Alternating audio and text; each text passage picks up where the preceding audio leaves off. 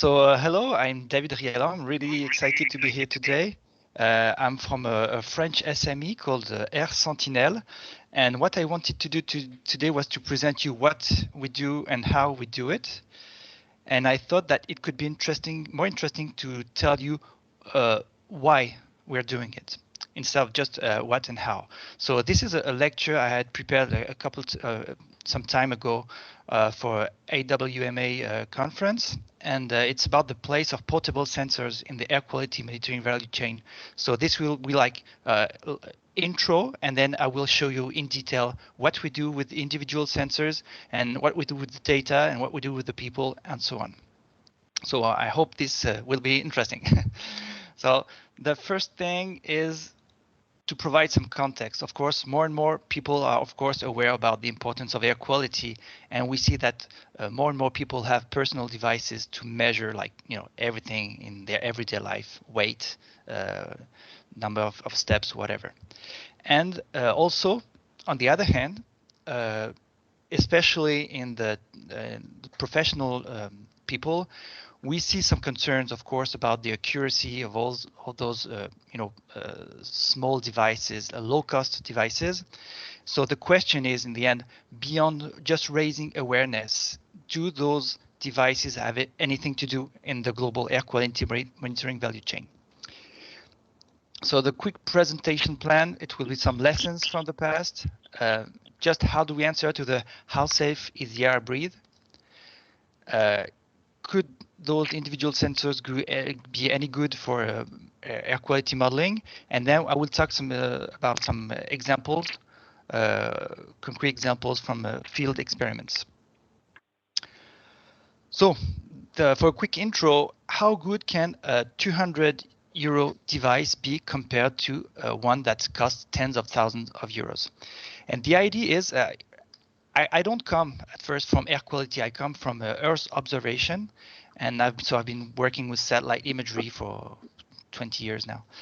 And actually, we had the same concern, because when people came up with small UAVs and started doing some Earth observation from those small platforms, we had actually the same questions. So how can a couple €100 device match and be compared and with multiple hundreds of millions of euros platforms? And they were the same concerns, because of course with both you can observe the planet, but we had the same concern that what we have today with air quality, because we have low range, low quality sensors, no proper calibration, of course many alterations caused by atmosphere, and a very little control about how is the data taken, about any context about the data. And so we sort of had the same concern with the Earth observation. So of course, if you are working in precision farming, forestry, you won't be able to have that kind of image. Typically with UAVs, you will need to have traditional, let's say, satellite-based images. However, if tomorrow there's a flood, most of the time, satellites are just blind, because most of them do not see through clouds. However, with a small UAV, low quality images, just because the image is taken at the right place at the right time, it's enough. It will bring more added value than what the satellites can do. So again, if you want to have the big picture, maybe a satellite image can be fine. But if you want to have some accurate information about not just a surface, but about a situation, about what is going on exactly at that place at that time, most of the time a UAV or low-cost platform will be more efficient than let's say traditional equipment. So it's not because it's more accurate that it's more relevant, because in the end it all depends on what you're looking for. And it's again the reason why we have to go to see the complementarity between the different tools and not just see which one is better than the other. So I guess you see my point and where I'm trying to get you there with that comparison with the Earth observation. So if we go back to the main question, how safe is the air I breathe? Well, there's two approaches. Of course, model-based. So when I say model-based, you take into account, all that, reference instruments, models, and so on. And so you can bring a map and then query that map based on your location to retrieve, information about air quality. Or you can use a device that you're going to carry along, and that's your approach. So let's see the pros and cons of those two technologies. On one side, personal based, and the other one, model based. So if we take into account, let's say, those different aspects about accuracy and so on, well, of course, a model-based approach will be more accurate and more consistent over time. There's much more chance that the same event will lead to the same measurements. Coverage and number of pollutants, well, again, model-based approach often is better because, of course, with the coverage, you don't have just what's around you, but what's around the whole place. And most of the time, with the number of pollutants on a personal device, you will have, well, CO2, PM, COV, not much more than that, while with a model-based approach, you will have much more details. So, and again, with forecast recommendations, most of the time, well, a model-based approach will be better than a personal device-based approach. So, well, does that mean that those personal devices are not good? Well, let's have another look, because typically, what do we do with that gentleman? So he's smoking in his car. Of course, if you're people dealing with air quality modeling and air quality monitoring, this is a non-event. But again, if we're talking about health, well, we have to address that topic about that gentleman smoking in his car, maybe the people who are in the same car. It's something that happens for real. So it's not relevant regarding air quality monitoring, but it's very, very relevant considering that the health of that person. And same thing, let's say there's a fire in that street, probably a model-based approach will just not see that event, or if it sees it, it will see it long after. So as a citizen, you could consider that, well, if you look at the map and you see in that street that, your eyes are, you have tears in your eyes and lungs are burning, so there's a problem. However, if you go to the official, air quality map, you will not see anything. So as a simple citizen, you will just say, well, it doesn't work, or even worse, maybe they're trying to hide things from us. So, even if it's a very accurate technology, what do we do with that? And again, for that guy who works, out on the street, of course, he's generating dust and breathing that dust all day long. And for air quality monitoring people, it will be an artifact. It's something you want to retrieve because it's not representative of global air quality. However, for that person, it is very representative. And again, what do we do 80% of our time? Well, we are indoor. And as you all know, it's where we are the most exposed. So again, if we're just looking at raw accuracy, of course, a model-based approach will be much better. However, if we're looking at health and personal exposure, maybe those small devices that cost just maybe a couple tens of hundreds of euros, well, they also have something to bring. Because in the end, as I said previously, we are looking here at complementarity. So if we look at how we all behave between indoor and outdoor activities, of course, if I'm thinking about where should I run, where should I go on holidays, or where do I want to buy a house, maybe a model-based approach makes more sense because you can see over time and space what's going on.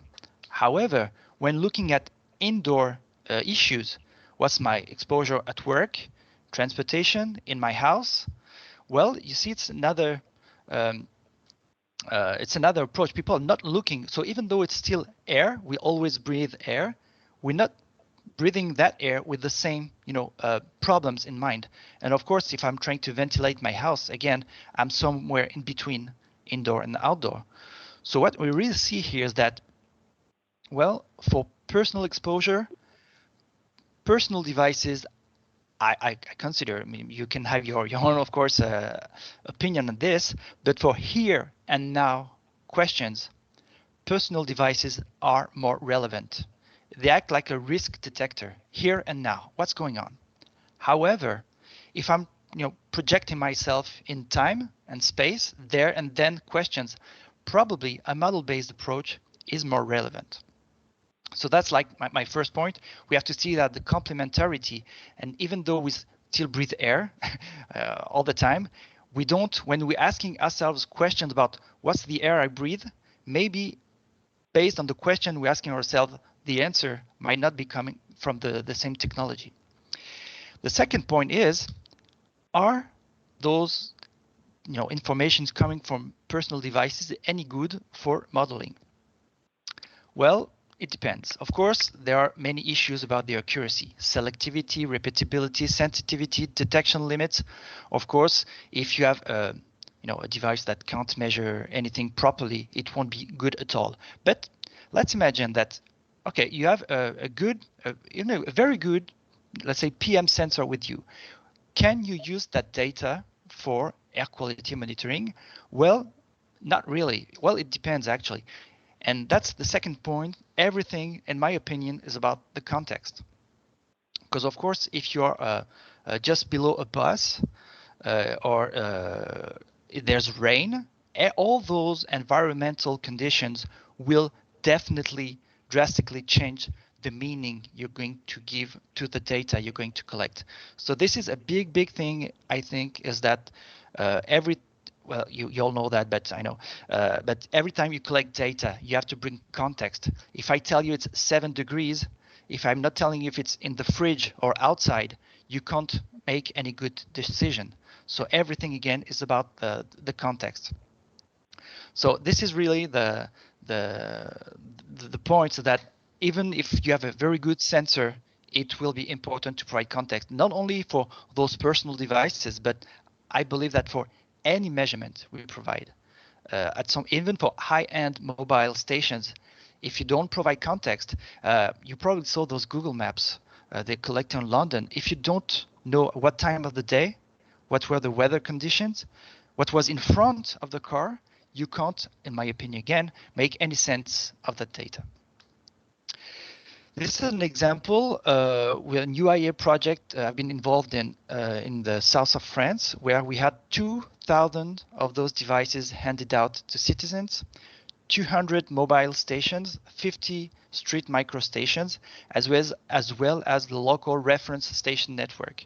And so we've been using that different technologies in order to provide feedback to the municipalities and to the citizens on that project, and we used that device. It has changed over time. Now it's better looking, but that was the first version, and we have been measuring PM1, 2.5, and 10. Inside, it's a sensor that's called NextPM. It's today, from what I've seen from EPA, the most accurate low-cost PM sensor out there on the market. So it provides very accurate data, and it provides one measurement every second, which is very interesting, especially when you're in the mobile conditions. And as I said, it's the NextPM sensor that's inside.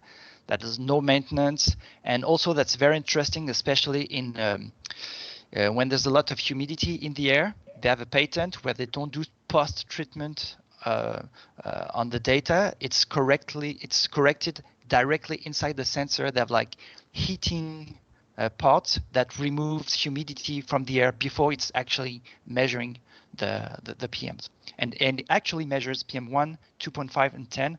As you may know, some sensors just estimate PM10 based on PM 2.5. And we developed an app with traditional things, alarms that you can program based on specific thresholds, real-time mapping, real-time monitoring, and so on. So we made a lot of things, and I realized participating in that project that hardware was just the start of the answer to the problem. It's not the end. And unfortunately, on many projects, people mainly focus on the device, on the data, and unfortunately, not often on the protocols and all that goes along with those technologies when being handed out to citizens. This is why I started the company AirSentinels.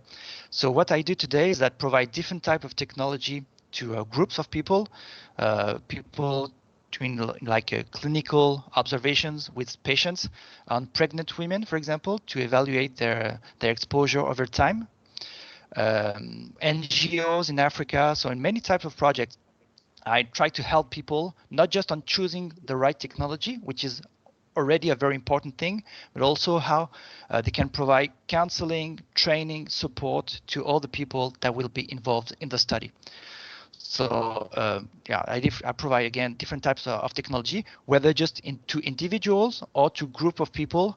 As I say, most of the time, studies are just on 1 or 2 months, and it's not always a good idea to buy the equipment. Maybe it's better to rent a fleet. So it's part of the things I do. But again, once you have collected, you have handed out device to people, at some point you will be collecting data, and you have to do something with the data because, of course, it's what you are here for. So I started at the beginnings. I started playing with quantum GIS and trying to provide some maps, and collected by myself many data. So I cycle a lot. So I some different types of measurements. And I realized one day, and this is in Aix-en-Provence in south of France during the COVID period, we only had the possibility to just 1 kilometer around our places. So I went cycling around and around the city over and over. And I was kind of embarrassed with this, because when I looked at the map, so this like little string of color is my path around the city. And it took me about, let's say, 10 minutes to go around the city. And I was bothered because every 10 minutes, when I looked at the maps, each time I had a different map, which means that, and I guess we're all aware of that, the map does not represent pollution. It just represents where the pollution takes place. There is no correlation between geography and pollution. There is a correlation between the activities that take place on a specific place and the pollution levels. And this is the idea, was how can we give some meaning, not just to measure air pollution in a place, but trying to find out where was the pollution coming from. And to do so, we had to develop our own mapping technology. So we created this online visualization platform that's called AirMap 360. And as you can see, you can select, I will give you a quick demo after, but the idea is that I can click anywhere on the map and it will give me the levels I was exposed to at that place at that time. But also I can click on a peak, and then it will take me directly to where that pollution occurred. And again, it will help me as let's say an individual contextualize that data. So I often present AirMap 360 as the Strava of air quality. Strava is an app for people who do some running, where you can see where you have been running and how fast you went and so on. This is like the same thing. The idea is not to monitor air quality, it's to monitor over time and space your own personal exposure to air pollution. So here are some different screenshots just to show you that you can select a specific activity, a specific day, and they will pop on the map different ways of visualizing the data. We also contextualize the data with information about the weather. As said previously, it's very important to know if it was a windy, dry day or a rainy day. Again, to better understand what has been going on. And not only can you do this for a person, but you could also do this for a whole crowd of persons using the same devices.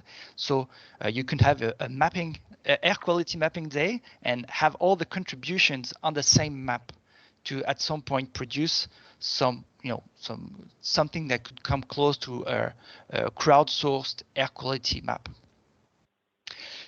And also, again, I said about contextualization. This is something very, very interesting we've been working on. Today, we have developed algorithms that recognize automatically the nature of your activity. So as you may have guessed, what we're doing is, you know that during that specific period of time you have been walking, then we are able to tell how much time you've been walking and what has been your exposure on that specific activity. So in the end, you can determine if you were more exposed at work in transportation, in your car, cycling, and walking.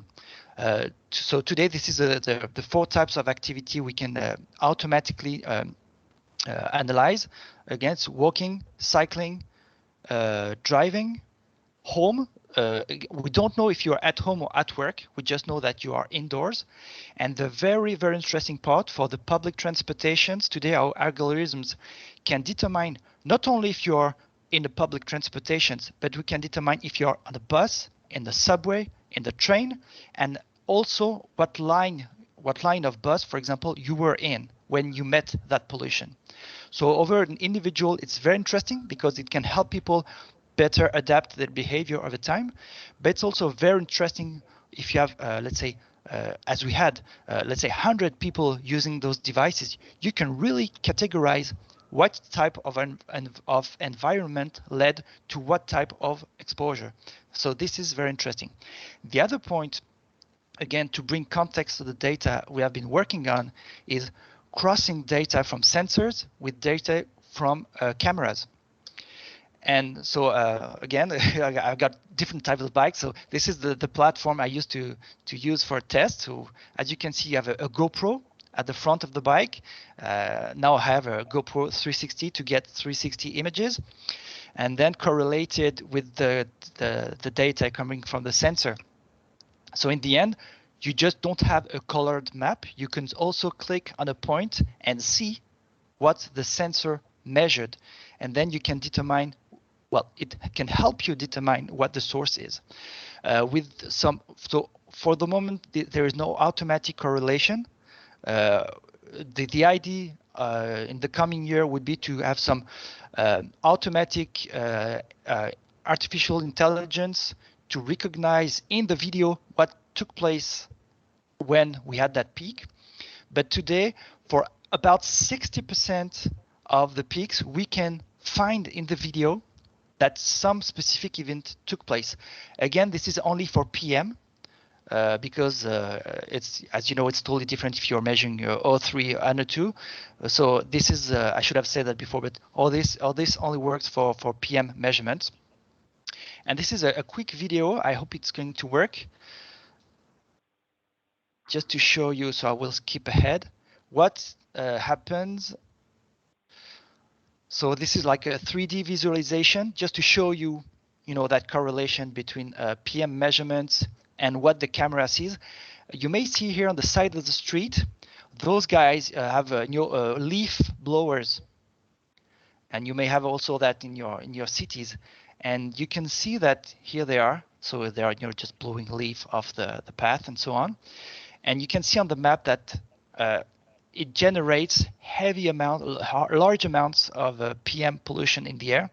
I'm not saying that correlation means causation, but most of the time, riding bike or whatever, I was able to make that correlation between that kind of activity and rising levels of PM in the air.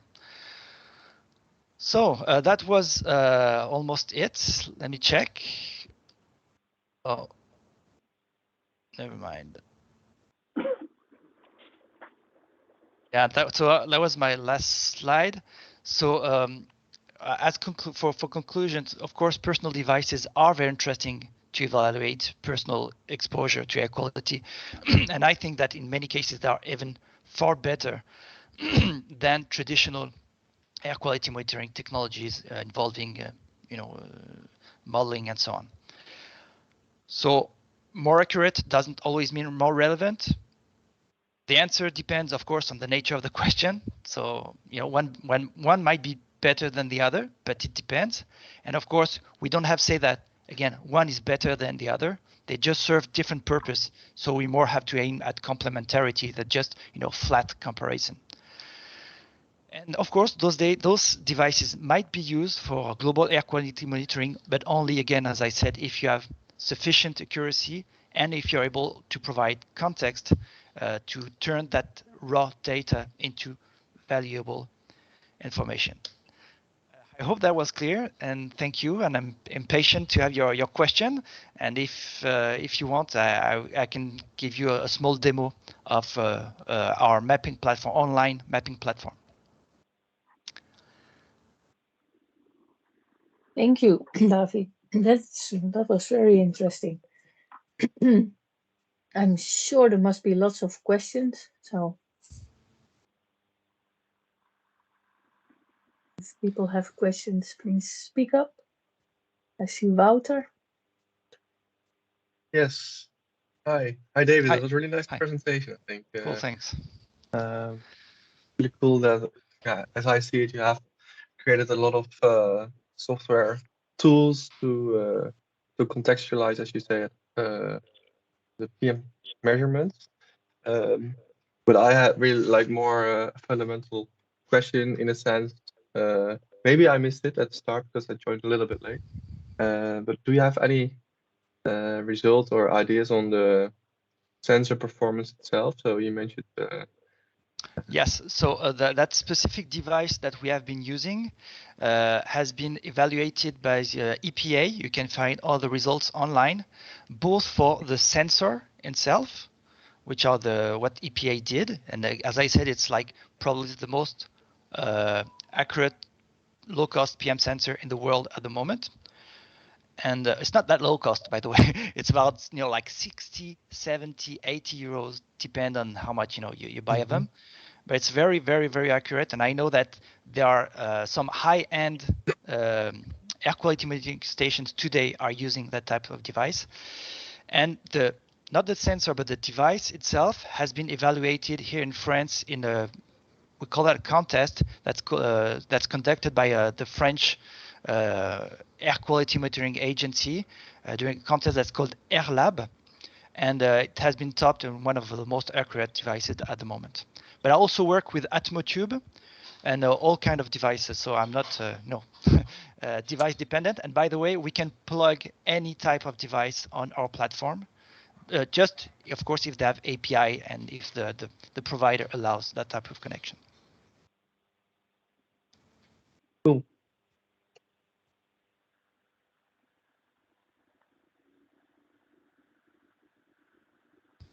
Okay. Other people. If you don't want to Hi, sorry, speak, can you you can hear also me? put it in the chat. Yeah. Can you hear me? Sorry, my connection is really bad, so I'm just trying here. Thank you, David, for the presentation. I thought it was really, really exciting to see how the maps, especially because when we work with communities and with members of the public, and you actually see things and make pollution visible, is when it really touches. It's really important and meaningful. And I was wondering, and I'm really sorry, I came into the call a bit late, so maybe you have already said this. Um, to what extent is this tool available for the public to use? Is that something that is just part of a project that you guys are doing, or is this a tool that is available for people to go and input their data and then see the gray map? So how does it work? What is the interaction, and how available it is for people to use? So today we are SME, so we are a private company. So this is provided as a service. That's the first answer. On specific projects where we work on, of course, it's made available freely to the public. And I'm just going to show you what it looks like for, let's say, an individual. Let me share my screen again. So the project we've been working on was called AirDiams, airdiams.eu. So again, that's the UIA project. It's a European funded project. And the idea was, again, those 2,000 devices and so on. And what we did was provide to people two things. First thing, the possibility to see their own data. Again, it's very un-RGPD compliant. And compliant because you can see exactly where people live. So of course, all that data is made private for people, but they can still access it here. But we also had what we called challenges. A challenge is today or for the coming month, we are all going to work riding our bike. And then we're going to compare that to another community. So in those challenges, by design, all the data are made public. So these are all the challenges that have been created. I don't know them, to be honest, so I would just go on that one. And if you click here, you will reach the public map. So this one is pretty ugly, but I will, because we have a map configurator. So and here I will show you, but we also on the map have access to all the public data from the current stations and so on. And if I go back, so this is like the public maps, and you can go to your own private map. And this is online, so anyone can see their data again.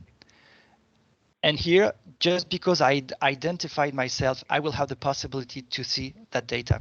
So it's a double answer. If you want to, let's say, give it a try today by yourself, we have to do the connection, because we, as it's very like private data in some context, what they asked us in that specific project is that we should not have any data on our servers. So everything we do it live, connecting to APIs to their data, and then we do the mapping on the fly. So this is like sort of specific. And here again, you can click on any station and see real-time data. And I can go back in time, for example, and where can I go? I know back in June, for example, this is where I live, so I can see over time again.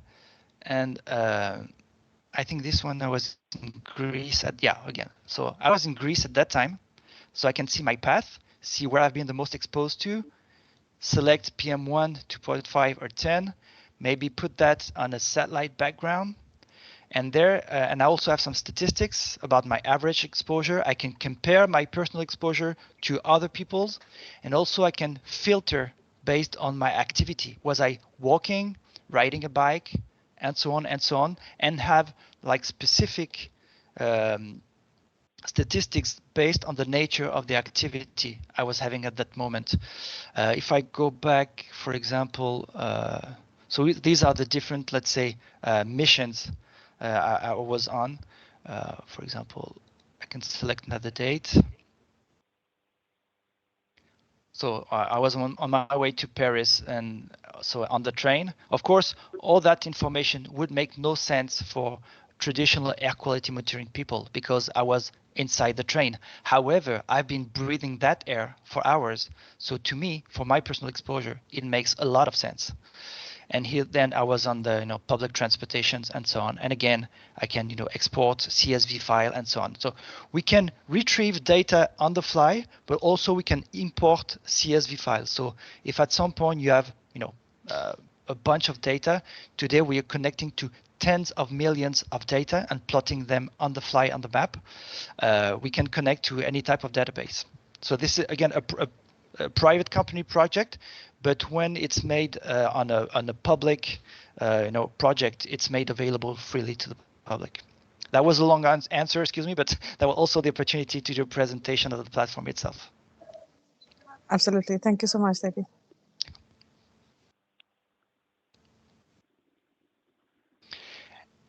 And again, a large part of my work at AirSentinels is not about the data, it's not about the hardware, it's mainly about the people.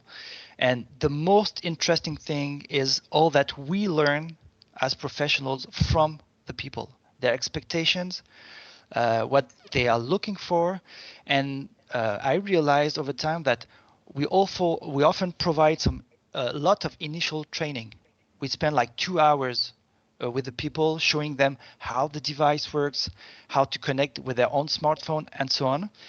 And just to share an insight, the most successful thing that we have been doing is using WhatsApp to provide training over time to people. Because as long as people have not asked themselves the questions, the answer you may provide is not relevant. And of course, answers come over time. And thanks to the WhatsApp group with sometimes like 30, 40, 50 people, well, they ask their questions over time, and then they can get the full potential of the devices. I don't know if you guys have done that kind of thing in your project, but this is like the most successful thing that we've done on our personal projects. I don't know if you have done that in your own.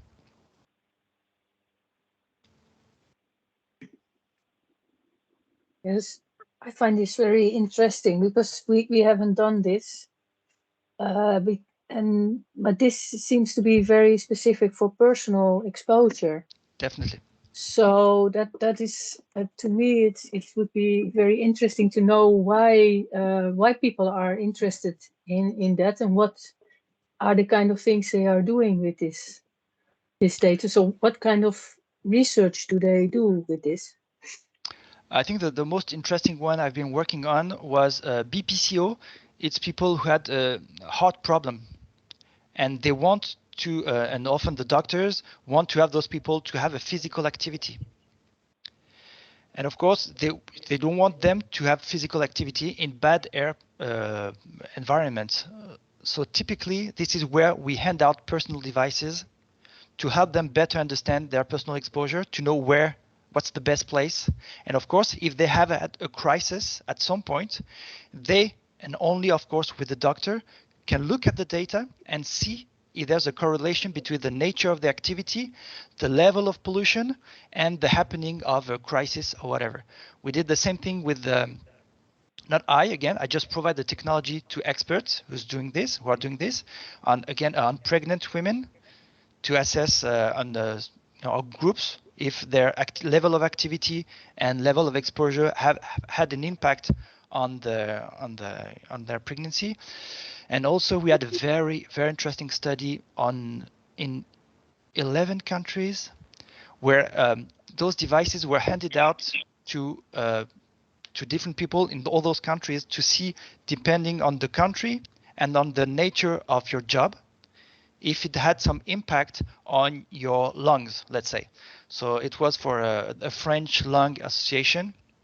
This is not exactly it, but that was that's the idea, and that was very interesting, very interesting. So again, personally, I don't do anything on the interpretation because it's their job and it's like often confidential data. But I'm trying to do is just provide the right hardware and the right data and the right visualization for those people to do correctly their job. So these are, like, I guess, the most interesting projects I've been working on. Or it's often just animation. They want to bring awareness about pollution, and in some projects they just feel that giving a device to people is the best way, and it is actually most of the time the best way to help them see the invisible, just by having that device in their hands. Mm-hmm. I don't know. David, Yeah. Hi. Sorry, I was wondering whether you have any insights on the socioeconomic or the demographic backgrounds of the people that are taking part in this type of projects. Yes. In the latest project I was involved in, we had a big social study beforehand. So there was like a questionnaire. Is that English? Questionnaire? Yeah. Yes, so yes. yeah, a form. Yeah. So we like quite a long form, asking them things about themselves and also about their understanding of air quality, and also on what were their motivations. Why were they here?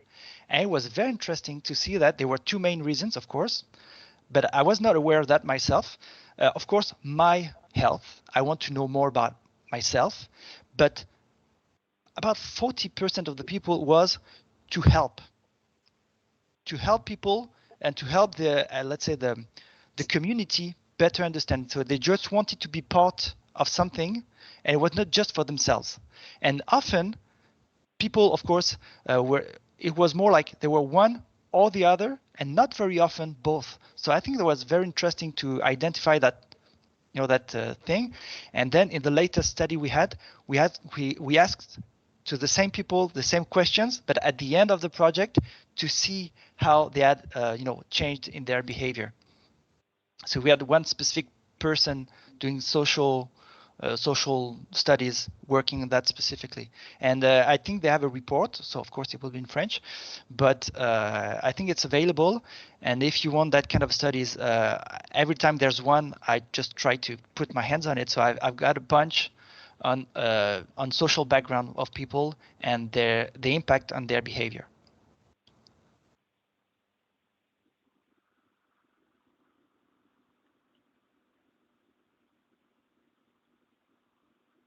Other questions? Other people?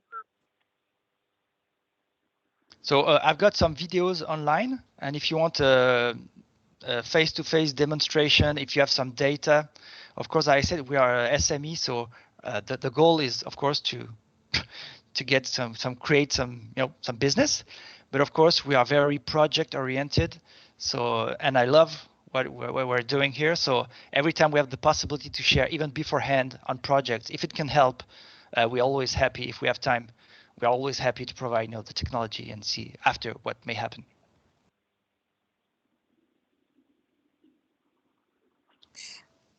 Can I ask something else since nobody else is asking? So David, what is next for you guys? What is the next step? And you are just like working on like France base, or is that more like a European thing? Is plans, or you have already been working with other countries, or? My biggest project at the moment has been in Quebec, in Canada, where we have been doing the correlation between the public transportation, fixed stations. So we deployed many stations, and also, of course, with individuals. Again, we've been working in 11 countries. Well, that was just on one specific project, but we have that experience. And the technology, of course, has no boundaries. So at some point, as I said, we are more like, again, we're a private company, so we are often going with larger private companies that have big project on smart city, typically. I work a lot with big companies in smart city, and on those projects, often they want to have that, involvement, citizen science, and so on. So we provide a turnkey solution, so they don't have to bother with it. We provide that, but of course we work also on many science projects, public projects. So again, if there are fundings, it's better. But if it can help at some point, we can, under some circumstances, provide the technology if it doesn't take too much time on our side. I don't know if that answers your question, but the next step is to go more and more on the contextualization of the data, video interpretation, and automatic activity recognition. Amir Hossain. Okay, thank you, David, for the presentation. I had a question about the uncertainty of the sensors. Again, we started with the performance. So, have you done any analysis regarding the uncertainty of the sensors against the speed of the, especially when you use them outdoor on the bike? So as far as I know, when you have higher speeds, the variability in the measurements increases, and also the uncertainty increases. You are right. It may turn bad and even ugly at some point. Mm-hmm. So only, just to be totally honest, okay. So when it comes to higher speed, the devices we are using are not good. Mm-hmm. Mm-hmm. And high speed, what do you mean by high speed? I mean, it starts at about around 15 kilometers per hour. Even below, you may have some impact based on how you put the sensor. And this, you're right. It's one of the first thing I often say when doing the training. You are measuring. If you put it in your pocket, of course, you're going to measure the air in your pocket. But if you put front facing or back facing, it's going to change the measurement. Mm-hmm. So when you go at higher speed and require higher accuracy, then it takes some specific casing around the sensor itself. You may look at Atmotrack for higher speed to put it on cars. And of course, I guess you have seen that. It's a company, a Swiss-based company called Sparrow. Mm-hmm.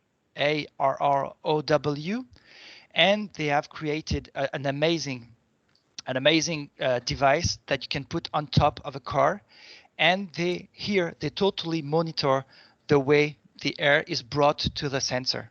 So it's just not coming freely. It's like with a exact control. Mm-hmm. And in that specific car, it's something you put on top of cars. They also measure noise, different kind of pollutants, waves, 4G signal, and also the bumps on the road. And in the end, they can deliver all the correlation between all those things to cities. Look at it. It's sparrow.ct, I think, or something. But just if you type air quality in Sparrow and city, I guess you will find some documentation. And it's very, very, very interesting. Thank you. To answer your question, yes, when you go with speed, it can get ugly. Thanks.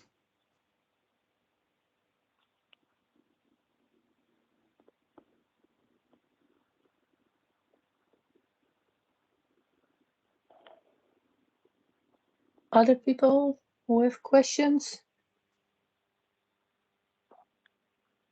I have one question, David, because you send the data is sent now by Wi-Fi or by telephone cards or something to a server, but we are also doing a project with mobile sensors, and there they made in version 2 they made a small LED light on the device to show people directly what the air quality is. By just if it turns red, it's bad, and if it turns blue, it's better. Because people felt that well, it was too long to wait to go home and see what was going on, and it's yeah. Is that also something that you have experience with? Or? Yes. So there are two things. Most of the time, you're right. When it's a diode, a light, it's very interesting. However, it requires the people to look at the device.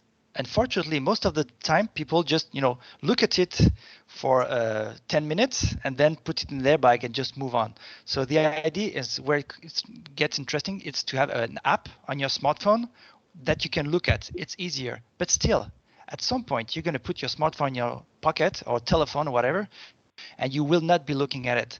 This is why in the app that we have been working on, there's an alarm. It's not alarming, it's just an alarm. So based on a specific threshold, you can say if PM10 above 30 for more than 27 seconds, the phone is going to vibrate and send a modal, just so a pop-up. So in your pocket, you're going to feel that something is going on. Then we ask the person to document and say, oh, something is happening. Please take a picture and write a comment. And this is how we bring the context based on what's going on. Oh, that's very cool. That was probably one of the most interesting thing that, in terms of interaction we came up with. But again, we're not app manufacturer or sensor manufacturer or device manufacturer. We just pick up what's best. In some cases, we improve or help our clients improve what they already have. Because there's already a bunch of technology out on the market. I mean, every day you can see a Kickstarter project with a new device and so on and so on. Same thing for the mapping. I mean, we did something I think very interesting, but most of the time when you have a new project, people will start from not a white sheet, but almost. So the idea is not the technology itself, not the data itself, but really the people, the citizen, and how we can involve them. In some cases, in some projects, people are just asked to fill a paper on an Excel sheet. And they got sort of involvement just with this because they had the right protocol. People knew what they were doing and what they were doing and how they were doing it. So the technology, again, is just here because you have a specific project, you have a specific protocol, people know what they are doing, they know why they are doing it, and then the technology at some point will help or not. But technology is just technology. What really matters, in my opinion, are the people.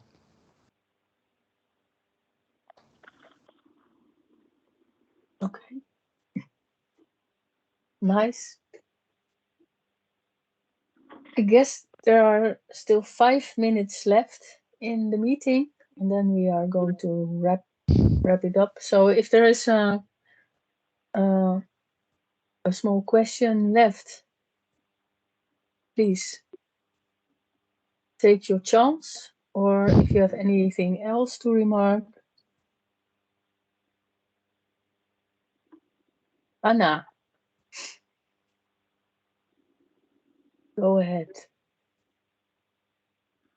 No, we cannot hear you. You are muted. Yep, it's good now. Oh, I'm not now. Okay. Hello.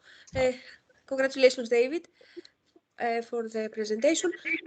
Please, can you report on the levels that you monitor in your project in the city of this in the city? I think you have a project in the city monitoring.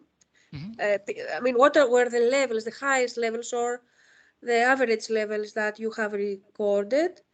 And if people you think that they change their way of commuting, etc., by this data? And finally, what is the cost of the device? Because I didn't hear it. Okay. Thank you. The device itself, the one we've been using, is 250 euros per device, and that includes 2 years of upload of data. Okay, so it's like, and there's an app that comes with it. I'm not the manufacturer. I'm just a reseller. I resell other technology, but not that project. This is the one we've been using. The highest levels. Good question. 1500 microgram on PM10.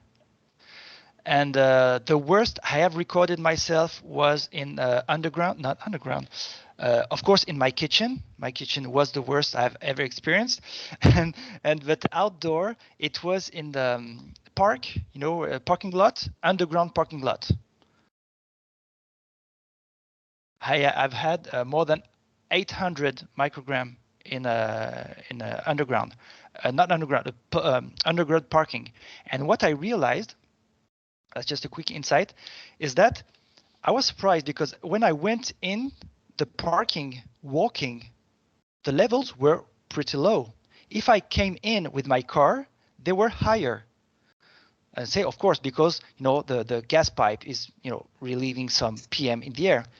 So I came in with my engine off, and guess what? I still had very important level of PM. Well, what happens is that in my conclusion, it has all the dust left on the floor because of the car were put up back in the air. And underground, there is no rain to wash off the dust. So you have accumulation over time, and it was really, really bad. Yeah, more than a couple hundreds of microgram of PM10 on those in these environments. And there was a third question, I guess, but I may have forgotten. Well, if you think that we change our way of behaving with these measurements, what's your opinion? Do we? Yes, mainly no, and sometimes yes. For outdoor activities, unfortunately, people have not changed mainly their activities. They often go, but it contributes to an overall education on environmental things, but little. Even myself, only when I do high intensity training, I will look at air quality. Otherwise, unfortunately, I won't bother change my behavior. However, indoor, where it's the ugliest and where we spend most of the time, people I'm thinking have all changed their behavior regarding the cooking and all indoor activities. So for outdoor, little, for indoor, a lot.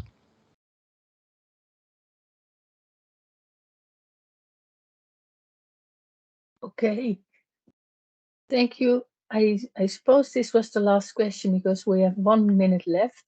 So I'd like to stop here with the note that that the next year we will continue with these lectures, but I guess Nuria and we will try to make a schedule and see what time and dates we will pick for next year for the meeting, and we will give you an update as soon as we know through the mailing list.